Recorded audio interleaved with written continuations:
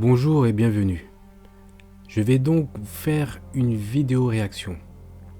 Je suis tombé sur une petite pépite, une vidéo plutôt intéressante, celle du Parisien, une vidéo des Gilets jaunes, qui intitulait Gilets jaunes, quelques centaines de manifestants rassemblés à Paris.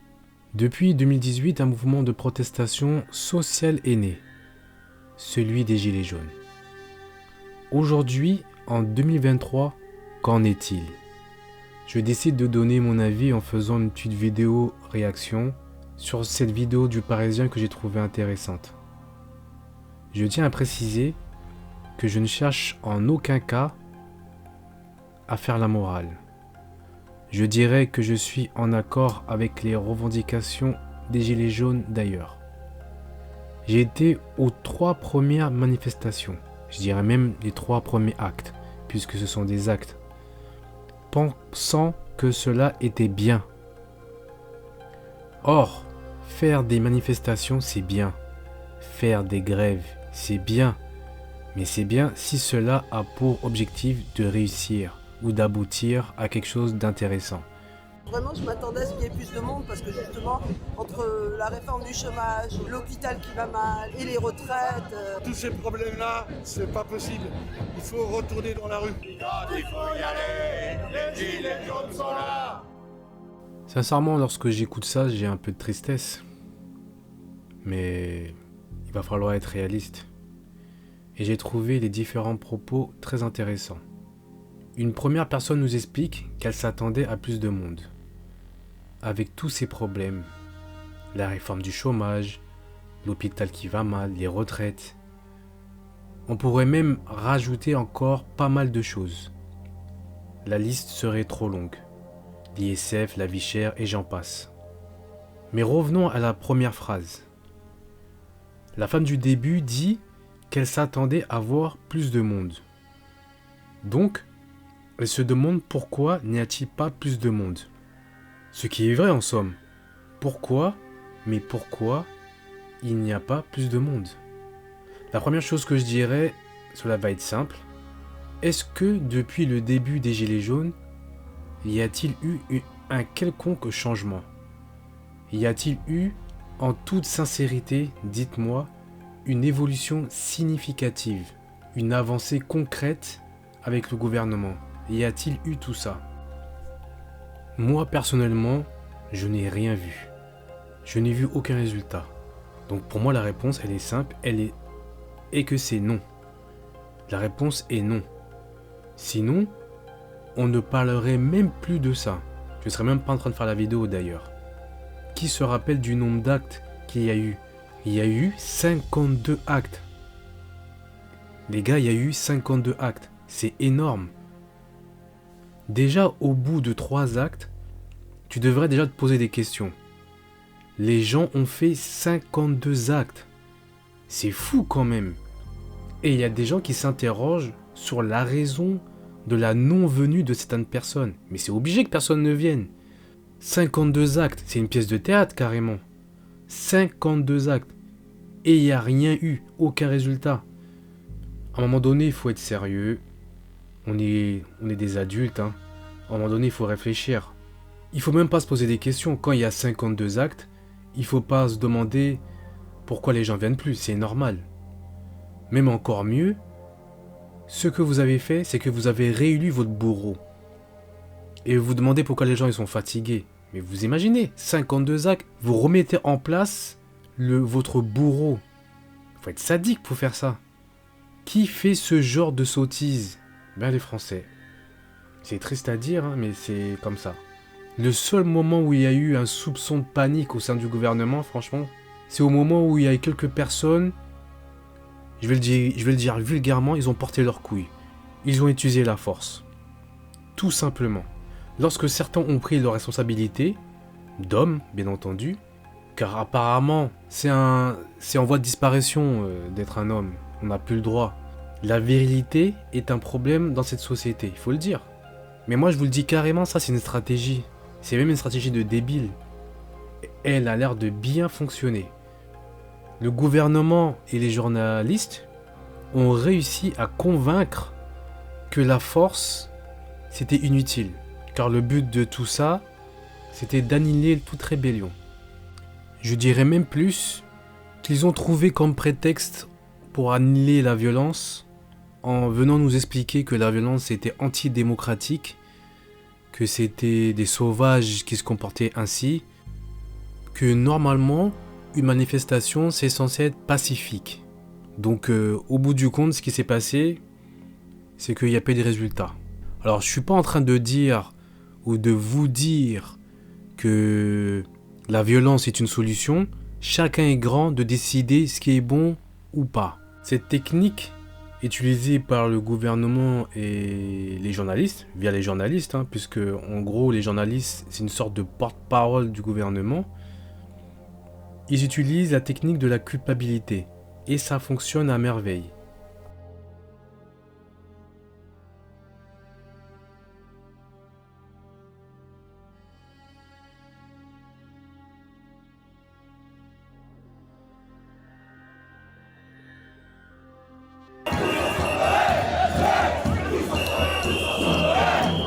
Le français, peut-être qu'ici c'est normal. Et du coup, il bouge pas.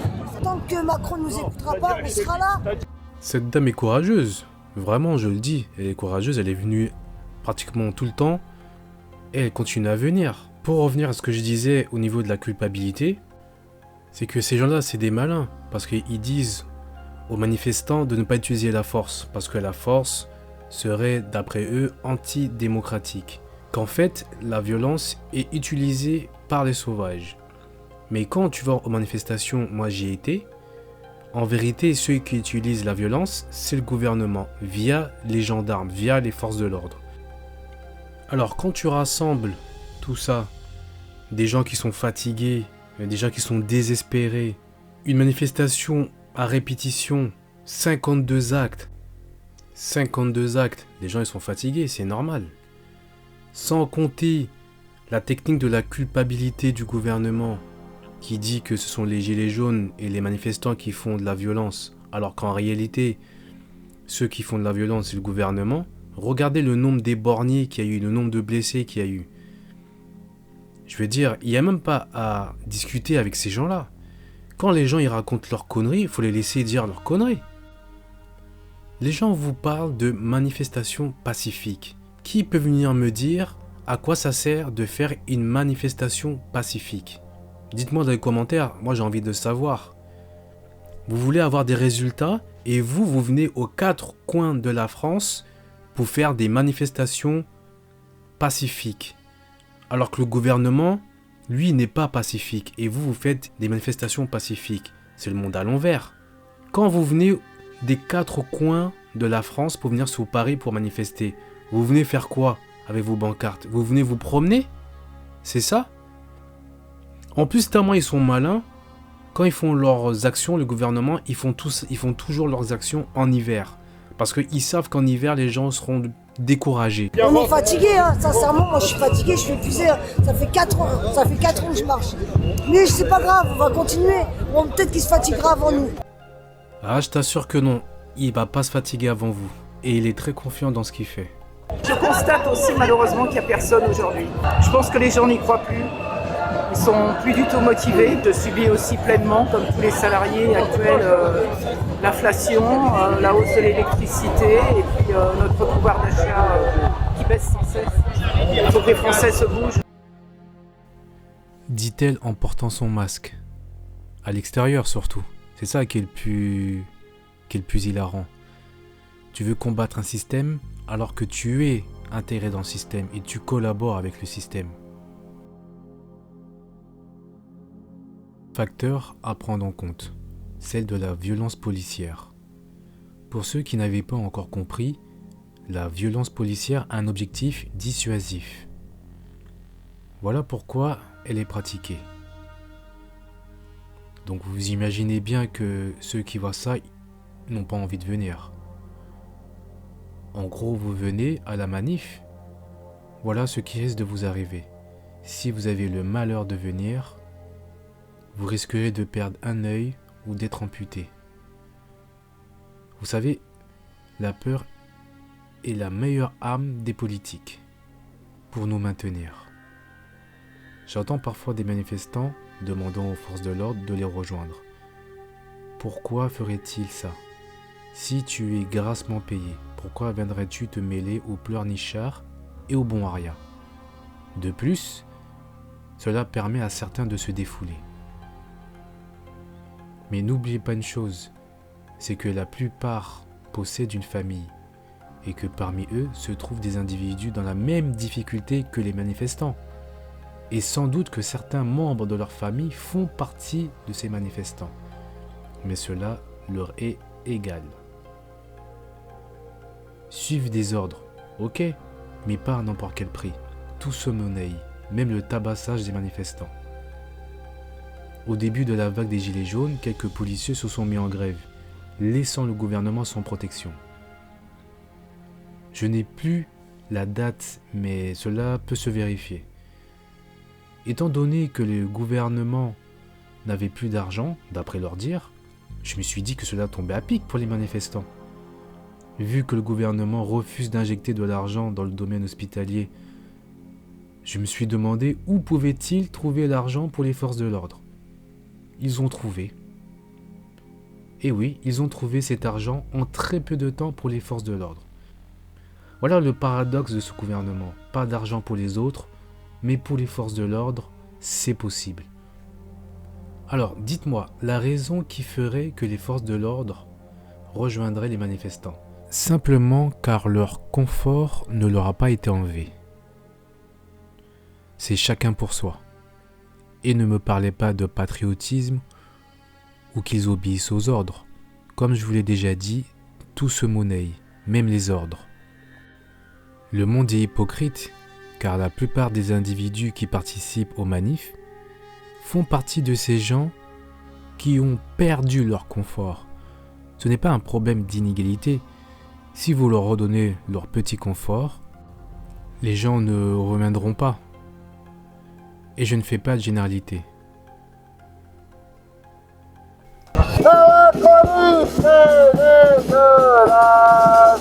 Combien de personnes ont perdu des yeux? Combien de personnes ont perdu des mains sur ces 4 dernières années? Pourquoi il y a moins de gens? Parce qu'il y a des gens de tout âge, des gens...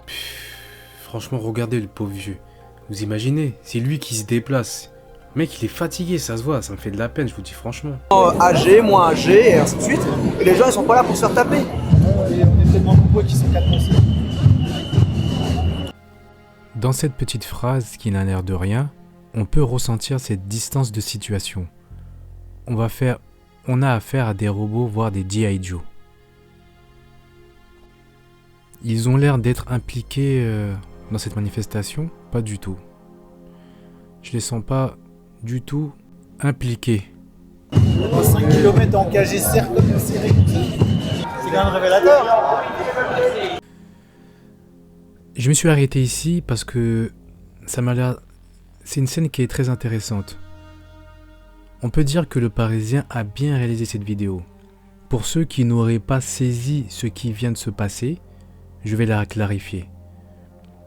Les deux policiers viennent de discuter et tout de suite après, on entend le gilet jaune dire « c'est quand même révélateur » à la suite. Une phrase qui n'a aucun rapport avec la discussion des deux protagonistes d'avant. Mais la phrase de suite du gilet jaune permet un petit jeu de dialogue avec les deux anciens protagonistes, c'est-à-dire les deux policiers.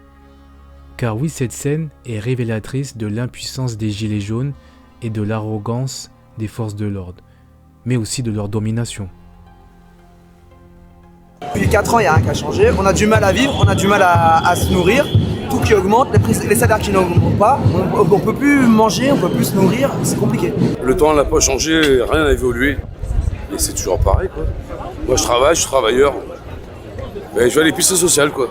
Pour manger, c'est tout. Et qu'est-ce que vous pensez de la réforme des retraites? Mais la retraite, je l'aurai jamais, moi. J'ai tellement travaillé au black déjà que je l'aurai jamais. Ma mère, je vous dis, 45 ans, elle travaillait pour toucher 700 €. Mon père a travaillé 60 ans, 61 ans, il est mort. Voilà. Et la vie, quand on est jeune. Hein. Cette partie est d'une tristesse. C'est affligeant de constater cette douleur. J'ai pas vraiment d'explication, mais c'est sans doute le karma qui sait. certains ont profité des autres, et peut-être que maintenant, la roue commence à tourner. Ça peut être une probabilité. De toute façon, tout a une explication. Il suffit juste de se poser les bonnes questions. Et le truc le plus important, c'est qu'à partir de 55 ans, et je l'ai vécu, on n'est plus bon, on n'en trouve plus du boulot. Et vous êtes au chômage et vous allez à la retraite. Le premier problème, c'est d'emmener les salariés jusqu'à l'âge de 60 ans. Voilà, ça c'est un problème. Simplement déjà pour le chauffage, moi je n'ai pas baissé à 19 degrés, je l'ai baissé à 15 degrés. J'ai 2 enfants à la maison, je fais le maximum, je mets du bois dans la cheminée le soir. J'ai condamné certaines entrées de ma maison qui étaient des fenêtres en bois, j'ai dû les condamner avec du placo parce que voilà, on sait très bien que le froid s'immisce et que cette année, on n'a pas le droit, ça devient un luxe en fait d'ouvrir sa fenêtre, donc maintenant on la condamne. Si la piqûre d'insuline des Gilets jaunes permet au peuple de France de reprendre conscience de sa situation et de sortir de sa torpeur, ça sera bien. Cet homme a des enfants et il préfère baisser le chauffage plus bas que prévu. Normalement c'était 19 et il préfère le descendre à 15 degrés. 15 degrés, pourquoi? Le but c'est d'être le Français le plus admirable. Il y a une récompense à la clé. Les gens obéissent sans broncher, sans réfléchir. Pendant que les gens suivent les recommandations d'un gouvernement qui n'arrête pas de mentir, les gens du gouvernement, comment vivent-ils, eux? Faut se poser ce genre de questions, en espérant que vous la posez, bien sûr. Vous pensez vraiment que ces gens ont baissé leur chauffage? Tu préfères faire plaisir à une institution de menteurs et de voir tes enfants subir le froid? D'ailleurs, demandez-leur de baisser leur salaire au gouvernement. Demandez-leur d'abandonner leurs privilèges au nom de la France. Parmi ces gens qui se disent du gouvernement, qui se disent patriotes, combien ont déjà travaillé? Combien ont déjà goûté ou senti l'odeur du cambouis? Tous les anciens présidents ont des retraites à vie. Des retraites à base de 10 000 euros. Et tout cela aux frais du contribuable. Cela ne vous fait rien. C'est de l'argent gratuit pour des gens qui ont menti. Depuis le référendum de Sarkozy, où il a passé en force, j'ai compris que ces gens travaillaient pour des forces obscures. Le Sénat, c'est simplement une pièce de théâtre. À quoi bon se plaindre si cela est pour venir se promener dans les rues de Paris? On a l'impression que c'est le carnaval. Et cerise sur le gâteau, bombe lacrymogène et matraque. Vous repartez de Paris rempli de souvenirs très marquants. Partager avec les autres, moi. Je fais du nombre, je fais une personne de plus. Si tout le monde faisait comme ça, on serait des millions dehors. Mais le but, c'est pas juste de faire un nombre. Le but, c'est que le gouvernement cède ou accepte vos revendications. C'est ça qui est important. Le fait que vous soyez 1 million, ça change rien. Si vous êtes 1 million à marcher, ça va strictement rien changer. Pendant que vous marchez pacifiquement dans les rues de Paris, le président, lui, il est en Espagne. Peut-être qu'il se fait cracher dessus, aucun problème, mais peu importe. Lui, il est confiant et il sait que rien va arriver. Il sait que ses chiens de garde, ils vont vous maintenir au calme. Et tout changerait, quoi.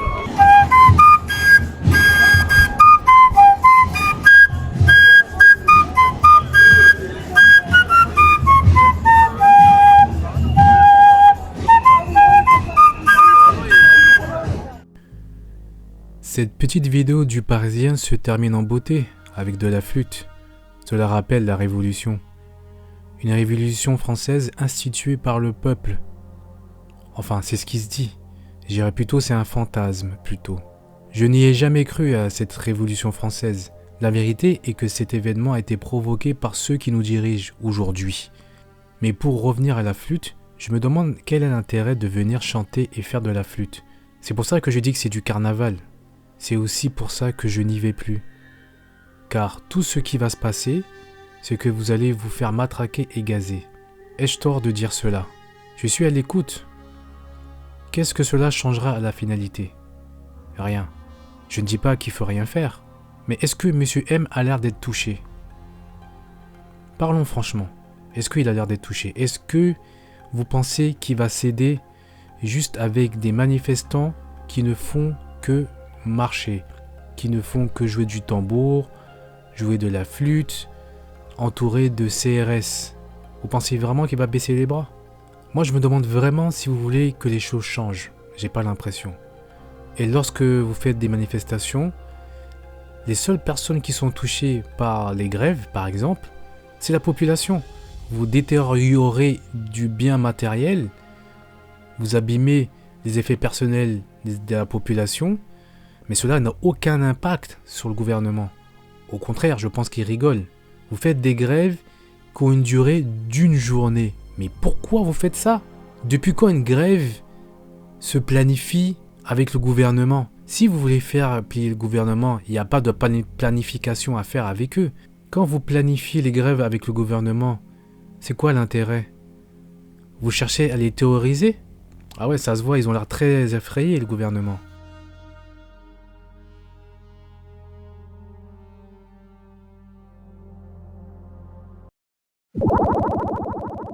I'll be back.